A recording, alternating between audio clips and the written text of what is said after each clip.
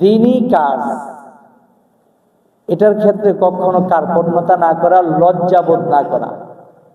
আমরা অনেক সময় সুবহানাল্লাহ, আলহামদুলিল্লাহ, লা ইলাহা ইল্লাল্লাহ তাসবিহ হাতে নিয়ে জিকির করা, এটা লজ্জার মনে করি, শরম পাই। শরম যেই জায়গায় করতে হয় ওই জায়গায় করা, আর যেই জায়গায় লজ্জাবোধ করাটা এটা শরীয়ত নিষেধ, ওই জায়গায় যদি আপনি লজ্জাবোধ করেন, বুঝতে হবে এখানে শয়তান ধোঁকা দিচ্ছে। কে? শয়তান।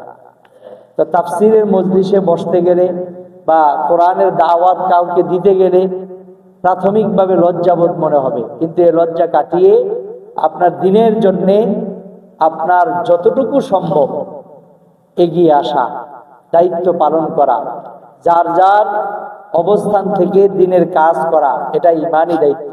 কিসের দায়িত্ব? ঈমানি দায়িত্ব। আল্লাহ